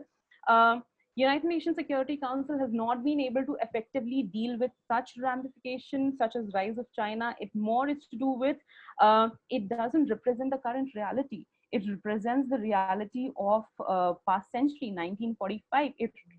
It does need reform. It has been non-functional on several of the important issues, and that's all the more reasons to further democratize it. And India recently got elected, I would use the word elected, to United Nations Security Council as one of the non-permanent members, which is a big achievement. This is the 8th inning that India will be starting at United Nations Security Council. It's high time that India should go along with European Union, which also wants to tame the challenge, which is of one hegemon on a decline and being taken up by the other hegemon, which can even impact the sovereignty of European Union. India should work with like-minded states in European Union to further reform and democratize United Nations Security Council so that it can deal with aggressive policies of certain states, which they are taking a benefit of the time, whatever is the situation. And that's the reason they are adopting more of aggressive policies. So that ways political forums, especially United Nations Security Council, for sure can be democratized. Then as far as the economic forum is concerned, our economy as well is on a decline, the global economy. That's what I've mentioned in the initial part of my presentation. Global cooperation, collaboration and solidarity are in fact needed for an effective response, as no country individually will be able to deal with the kind of economic decline that pandemic has posed. But institutions created to attain such financial cooperation like Bretton Woods Institution and WTO as well are marred with criticism, more to do with their internal structure as well. For instance, WTO, it was formed in 1995, but still till date, it's not able to conclude any successful summits. Like Doha is still in a stalemate. Priya, I think you will. Yes. So that's it. So it's very important, just to conclude, that India and European Union should come together, work on different forums to establish a multilateral world order, because one hegemon on a decline cannot be taken over by another. Thank you, sir, and thank you for exceeding my time limit. I'm really sorry. Thank you, Priya, for raising or highlighting 4 important points that particularly you have talked about the complex interdependencies in this pandemic, and there you try to bring the one sector, that pharmaceutical sector, that how it has been developed a complex interdependencies among the states in medical sector. Second point, you categorically mentioned about the US withdrawal tendencies in many international institutions and negotiations like climate change, WTO, of course, World Health Organizations, and all these issues. And of course, this is a trend that where who was the pioneer of the globalization is talking about the deglobalization in present context. And then you also categorically talked about the emerging new Cold War between the United States and China on different issues. And of course, the 4th point, you have talked about the India's role, particularly in humanitarian issues as well as cybersecurity assistance to the neighboring or particular country. And then you have categorically come out in all the 4 issues, keeping all together, that India and European Union should come a closer partnership in this emerging new normals or in emerging world order. So thank you very much for all the presentations. They were wonderful presentations have been made. There are a number of questions I have received from let me first, if there are any other questions, please write down in the box, so I'll take it and I'll ask the questions. First, I'll go with the panelists, with the speakers, with question, whatever the questions have been raised to them, and then I will ask all the speakers to speak in brief, but all the speakers will be given a chance, at least one round for 2 to 3 minutes, so that they can put their views on with each other. So the first question I'm asking, this is a question to Ambassador Anil. The question is, so far as India's current dispensation is concerned, the ideological disjunctive from secularism to militant majoritarianism has it's considerably declined over soft power, and that is why all our South Asian nations are moving away from us. So this is basically the question to Ambassador Anil. Sir, you got the question? Hello, Ambassador, are you there?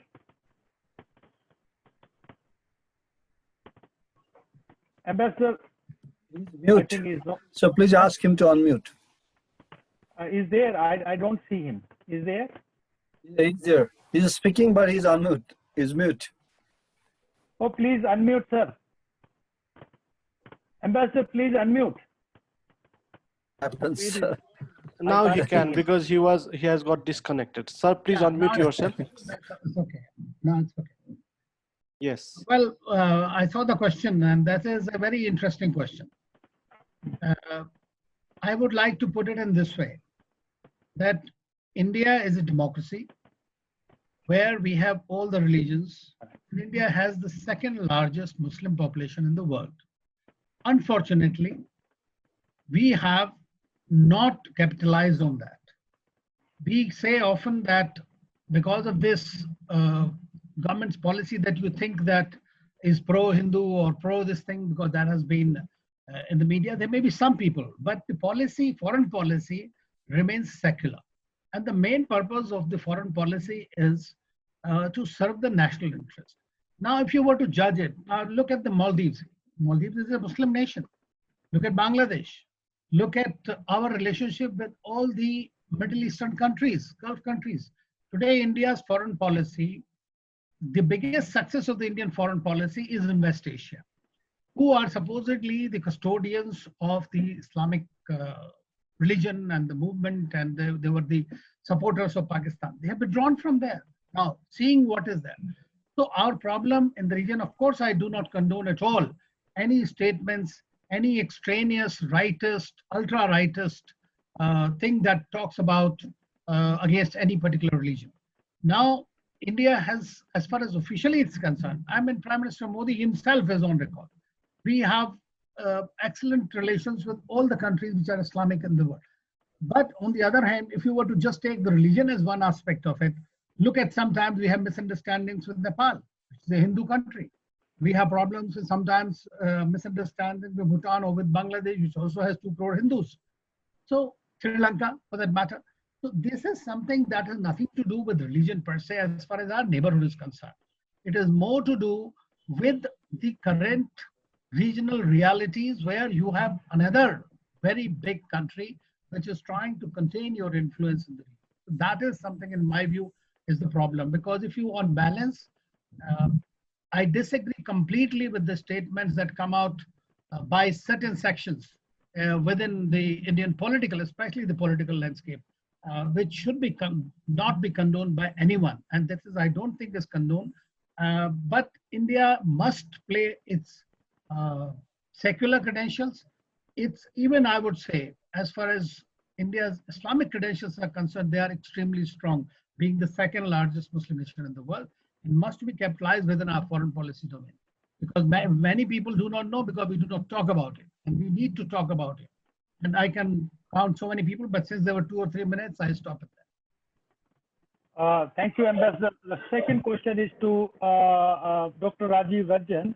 It is basically it's a comment, or you can respond for that. It is wrong to say that India has failed in dealing effectively with the pandemic.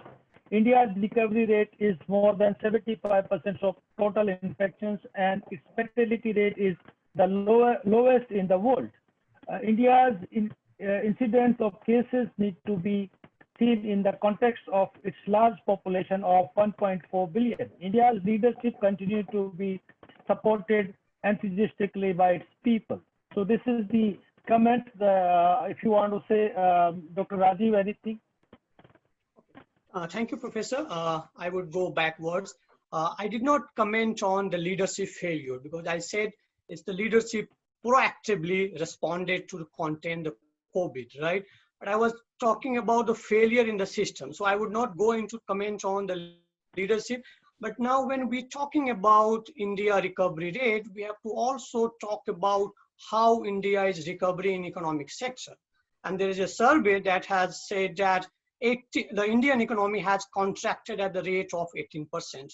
Millions of jobs have been lost. And this is, I'm not saying, even the finance minister has said that it's an act of God. So even the coronavirus is like, has pushed Indian economy in a very dangerous, kind of like in a recession mode. So here, we cannot just say that by recovery rate, even we haven't achieved the peak level in the COVID. So it would be wrong to assume that we have recovered, we have contained, because we yet to even reach the peak level and then try to recover in economic, in the political, even in the social sector.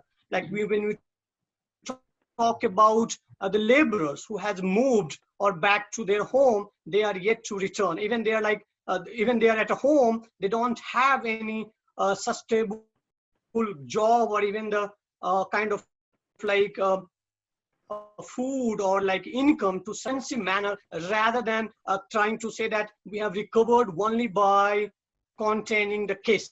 So I would just stop here. Thank you very much. Now, the third question is Dr. Astha.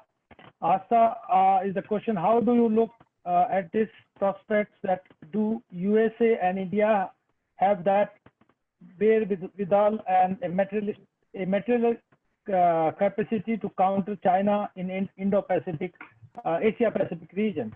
Indo-Pacific is the America's construct of its failed strategy of Asian Fjord, which USA has failed to execute properly since the world liberal international order is failing like pack of cards.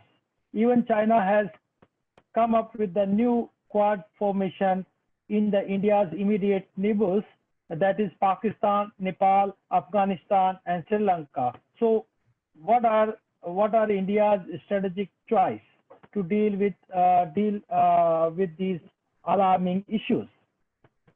This is a question from Tahir Bhatt. He's a PhD scholar in Kashmir University. Yes. Thank you, Professor Sanjay. Thank you, Tahir, for your question. And okay, I'll answer your question in three parts. Since you talked about Quad and US capabilities, one is, why there was a threat, within the Indo-Pacific idea, why China was seeing it, especially the Quad, as anti-China. In that background, India's policy has always been of inclusion. Hence, free and open Indo-Pacific for India is free, open, and inclusive Indo-Pacific, which is FOIIP. Spelling it out that way means that India has always pushed for including China within FOIP, including all the powers, in fact, even European powers into the Indo-Pacific. There was a joint exercise held with France. There were exercises held with Vietnam. The reason for that was that Indo-Pacific is not a geographical construct made as a concert of powers, if I could say. It is of like-minded nations which can come together and ensure that the region is going to be peaceful and prosperous for all the nations, no matter how big or small the power is. The second part of your question was whether US is capable. Look, if US were that capable of handling all of the Indo-Pacific on its own, it would not have, relied on partnerships with Japan or Australia. The point is that in this current world order, we need more partnerships. We need to come together. And one good example of this is the COVID-19 crisis. No country alone can come out of it completely unless everybody else around them is safe as well.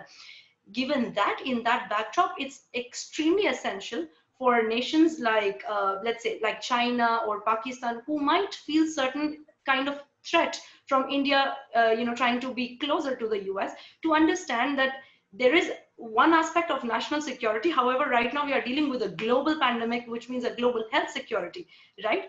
As for the nations, the democratic nations of the Quad nations like Australia, Japan, US, and India, it is important to understand that they do not pose of having a military exercise or anything as being a direct threat in the face of any other nation.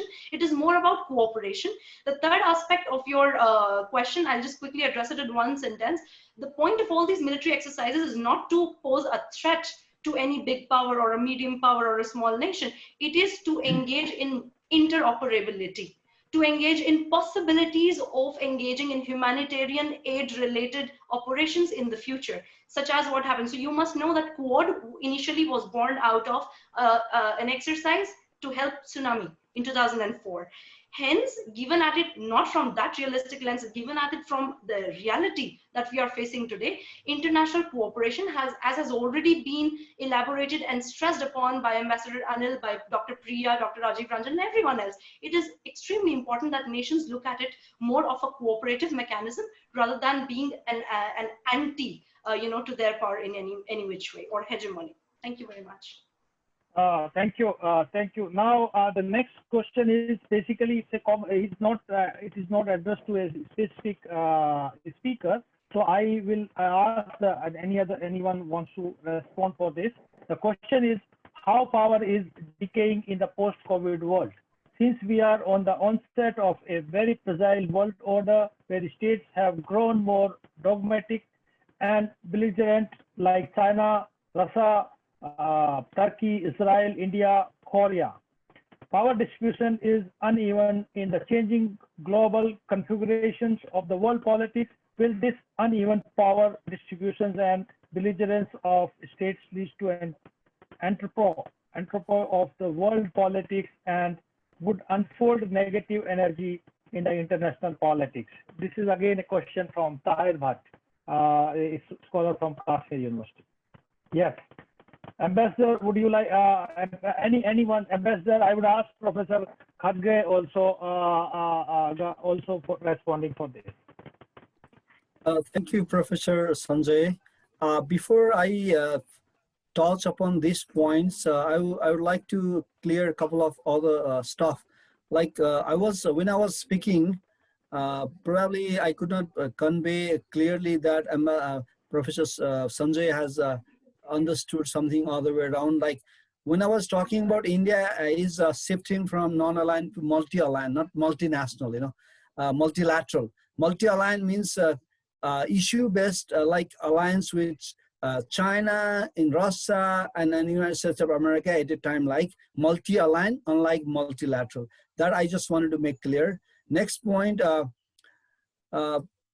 Bhatt from Kashmir University, he was very roughly calculated and a perspective like Quad among India's immediate neighbor.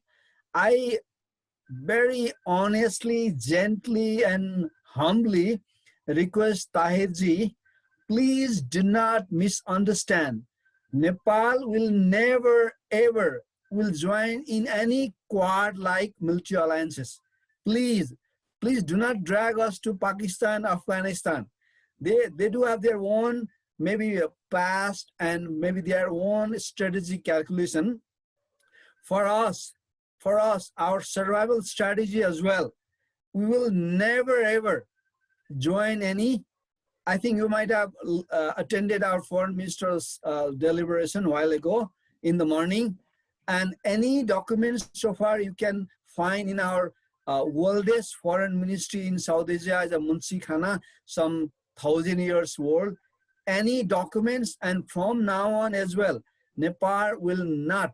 Probably you might have guessed.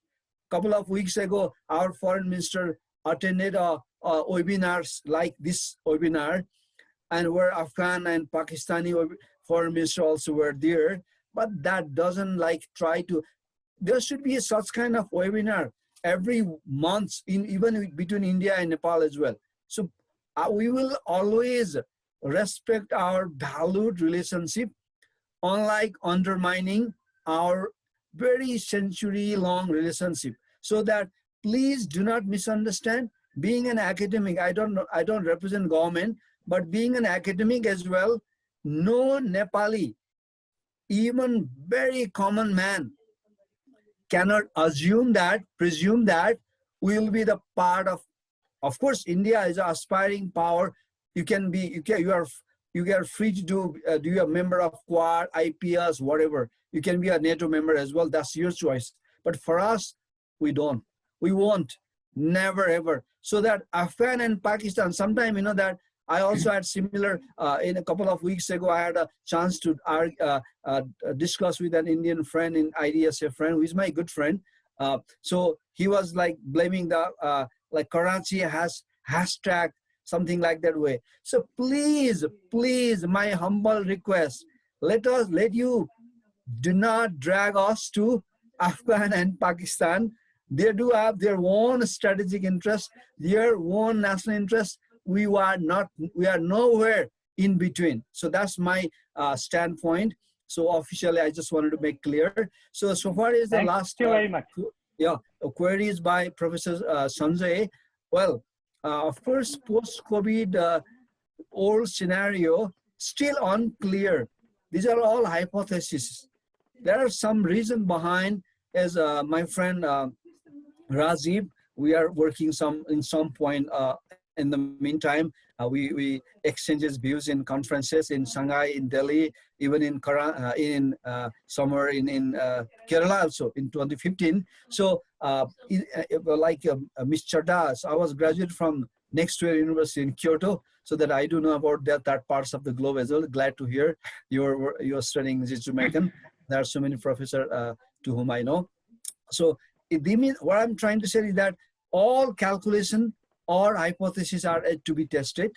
So post-COVID global order is yet to be like highly, it's not, we are South Asian, especially Indian and Nepalese, we believe in astronomy as well. Even if the very scientific astronomers cannot like, you know, proclaim at the moment what will be the situation. Seems like some indicators are there. The China-US Cold War will be deepened, and Russia will play in between, and the liberal international order is deteriorating. So EU is in dilemma. These are all kind of like social science discourses. So I cannot say what will be the fate of the global order, right? On the basis of the indicators what we have been looking at the moments. So this is just my simple observation. Thank you very much. Thank you. Before going to Ambassador Anil, I would ask Dr. Priya if she wants to add something. Dr. Priya, are you there? Yes, I'm here. Yes. I'm fine. I guess Ambassador Anil can respond to it. Okay. Now I'll give 2 minutes to each speaker. So please sum up, conclude your observations and any other questions. Please, Ambassador Anil, please. Thank you. Professor, the question that was being asked about the state power, how it is going to, what are the main ingredients? In my view, apart from what we traditionally know, the only two major ingredients in this 21st century, especially the later half, and the COVID-19 has actually accelerated this transition that was already happening in the global world order. That is the technological superiority, and economic strength. These are essentially the two things that will decide on how strong or how weak a power is. And that is where I believe that India is very well slated, because we do not have animosity or conflicting relationships to the extent that some other powers are facing that. So we could be a good bridge, and India has, as far as the artificial intelligence or IT is concerned, or if we can harness it properly. So those are two very important things that are going to be there. As far as India's overall foreign policy, I spoke at great length, and I think that again, I would say just two things: economy, economy, economy. These are the three things that are going to decide our future. Do you want to comment on the Chinese squad in South Asia? Do you want to comment on that? No, I don't think Afghanistan is at all part of it. Even though tomorrow Taliban comes into power, Taliban's statements, if you remember on Kashmir, they said it is internal part of India. So I don't think it's emerging that way. It is a figment of imagination of Pakistan. And frankly, I did not want to make it into India-Pakistan kind of a thing, but I have just recently written an article about Pakistan. The Pakistan has done a greatest disservice to itself by its own leadership, or deep state as it is. Now they are virtually part of the one state of China in a way. I mean, today as the things are moving, whether it is CPC or anything, Afghanistan, they have tried to, one word I will say, that Pakistan has very smartly so far encashed its nuisance value vis-a-vis big powers. But that time is up now, and they have to look after their own interest. Thank you. Dr. Rajiv. Yeah, thank you. As we know that power has many variations. So we talk about political, military, or economic.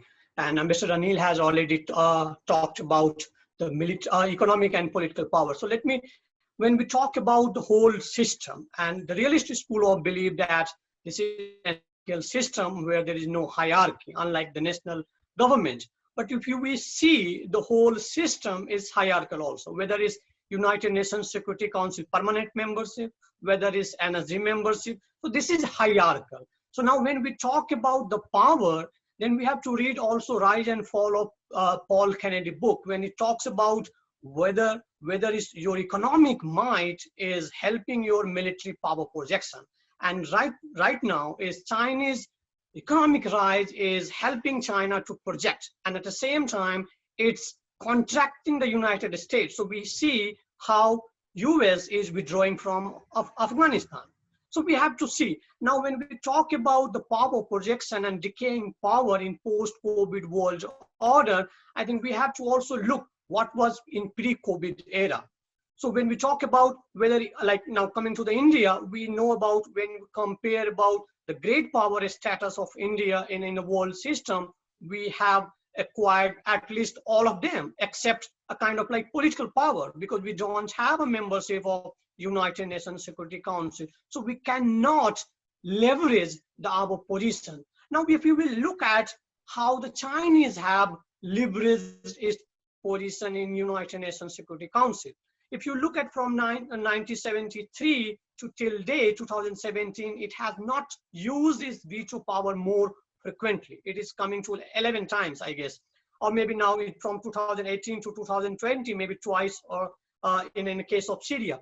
So we have to see how China is going to play its position at the United Nations Security Council. So it comes from the political, that of that organization gives you a political power. So whether you have this military power, you have economic power, but it depends on also about how you take a maneuver your political power. And it also comes from the soft power, because we talked about Joseph now, and then there is also a smart power. So when we talk about the soft power, China lacks in soft power. Now that's why they are trying to kind of like increase its power projection, soft power projection, by establishing Confucius Institute, giving a very generous scholarship in the South Asian country or even African countries. So we have seen. We also see. Dr. Rajiv, please sum up. Yeah. Only okay. 2 minutes. So we have to do, and in the case of India, we have this kind of like soft power that we just have to exploit it. So I think for now, I think we haven't exploited much. Thank you. Yeah, Dr. Astha, would you like to add something? 2 minutes, not. Sure, Professor. Thank you very much to all the panelists for spelling out what your thoughts are. I just like to say, apart from soft power and military power, there's one thing which makes India very unique in the international circles, and that is the power of ideas India has. The way India has projected itself through its identity of being a peace-loving nation. That has helped India earlier also. It will continue to help India even now in its, we could call it a mission to become a bigger economic power or whatever. But alongside that, as long as India keeps maintaining an image of being a non-hostile, a nation not looking to, attack another one or trying to undermine another one, going through peaceful coexistence, as has been our foreign policy since forever. It's not about non-alignment. I mean, this new idea of issue-based alignments or multilateralism is kind of a continuation of the non-alignment, as Professor Sanjay had already said previously too. Exactly. And I believe that as well. I mean, I totally agree with that.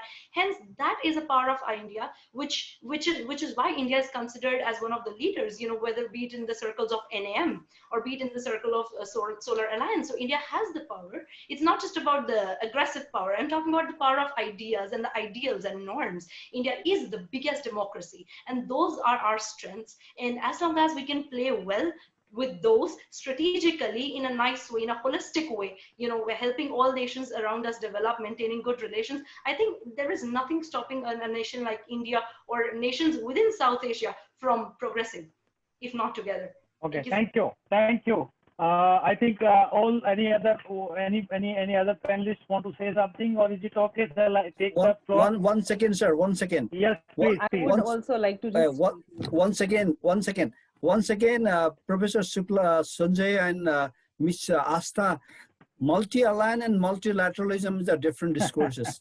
Please do not misguide us. You are the great nation, so please do not misguide us. It's a different Thank you very much, because thank you very much. But I think that what you mean about the non-alignment foreign policy was also an independent foreign policy, and you were free to align with anybody. So please take in that positive spirit. Yeah, Priya, you would like to add something? I would just like to conclude from my side. What I have to say, that pandemic situation, definitely a lot of uncertainty looming the world, and states are individually taking certain action. The most immediate one that they took was declaring lockdown. Slowly and gradually they are opening up that, but we need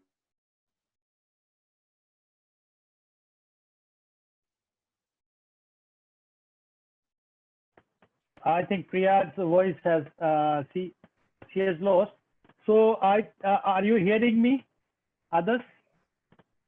Yes, sir. Yes, sir. We can hear you.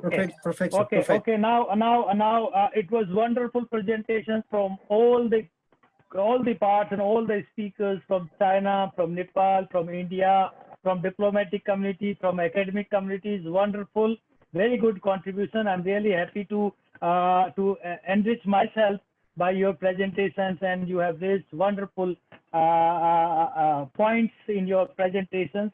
Of course, there were points that where we talk about the power of arguments, or argument of power. What is that important has become in this post COVID society, or in the new normal. Of course, there are very strong demand, or you can say call from the society, that we need a state that ensure mutual assured survival, not the mutual assured destruction. And that mutual assured survival would come when we will talk about the human security, when we will talk about the societal security, when we will focus more on health, we will focus more on education. Then you can make a new world order, new society, because the pandemic had taught us that still we are in the age of where the racial discriminations were there. Today also you see the racial discriminations. You see today again there is a discrimination on gender basis. The women were the most sufferer in this pandemic, for the domestic violence or for other kinds of violence. And then you have seen that whatever the liberalizations had created, the world had become a cause of disaster, or cause of crisis, or cause of pandemic. So you need a very calculated society, a resilient society, a cohesive society. So wonderful presentations from all these points. Of course, there were India was in the center of all discussions, and there are 2 points I do find that there were issues of structural aspects, as well as the functional aspects of dealing the foreign policy or new international order. In the structural aspects, of course, that India and the neighboring countries' structural issues like the size, like the military, like economy, had become a factor, had become in education of the neighborhood policy or neighborhood first policy. India tried to manage, being a regional power, tried to engage the neighboring countries by different policy perspectives, giving aid and assistance, giving line of credit, reaching to them for whatever the needs, like the reaching to Nepal during the earthquake and all these issues. Of course, we were also being very alert while there were crises in Sri Lanka, or there were crises in Bangladesh in 1971, and there were crises in Maldives. So we try to address the structural issues. Yes, we are in structure, we are a regional power, but we have equal responsibilities. But there are again structural issues as arise between India and China. Of course, China is mightier than India in the military and in the economy, and that how that China is coexisting with its neighbor is a question. Either you are coming to the neighboring countries or in South Asia in a constructive manner, or you are coming to engage or encircle the country, need to be analyzed, need to be assessed. Of course, India's foreign policy had been dominated, there are trends in India's foreign policy that India is giving emphasis to its economic diplomacy to mobilize investment and trade with all over the world, including South Indo-Pacific region, as well as with the West Asian countries and the Central Asian countries. And to keep that, India is also very conscious about its security, and they are going for the conscious strategic partnership. Like today, India has about 37 countries strategic partnership, and of course, it is not like Quad is a discourse among the international community, but India is not interested to go have a strategic or military alliances with these countries. India is more willing to have an economic engagement with these Quad countries or comprehensive partnership. So the third, of course, very categorically it has come out about India's strength. What is the India's strength is the soft power. That soft power, it gives the edge to India to dominate the world discourse, being a soft power, being the leading largest functional democracy in the world, being a secular power, being a cultural power, had extensive linkages to Southeast Asian countries and with the West Asian countries and the world community. So India has that strength that India should advocate had more effective soft power strategy to ensure mutual assured survival among the countries. And for that, India is. Sir, we have to end the session because we are running late by 15 minutes. Yes. Pramod, last point. Very carefully, we are moving towards the neighborhood policy as well. So these are the all issues that had been raised while we are discussing. So thank you very much. Thank you, Dr. Pramod, for giving this platform. And I had really enjoyed with all deliberations from different speakers and this platform as well. So thank you very much. Thank you. Thank you. Thank you. Thank you, sir. Distinguished chairs, speakers, ladies and gentlemen, as we come to the end of the third session, I deem it a great honor to propose a vote of thanks on behalf of NIICE and WPC to all who have graced us with your presence and contributed their parts to make this session a resounding success. First of all, I would like to express our profuse gratitude and sincere thanks to Professor Sanjay K. Bhardwaj for agreeing to chair and moderate the session today. Our sincere thanks also goes to all our speakers for being a part of the event and delivering such a comprehensive and convincing presentation. We are really honored to have you all the speakers with us here today. I would like to acknowledge our gratitude to our friends from diplomatic community, experts, academia, media, and different organizations. Finally, I must mention our deep sense of appreciation for all our audience who participated in the webinar and those who are watching us live on our YouTube channel. Thank you for your valuable time and attention and for making the session productive with your questions. We are truly honored to have you all with us, and we hope to stay connected with you in future as well. It's been a real pleasure. Also, do join us at our next session. Thank you so much.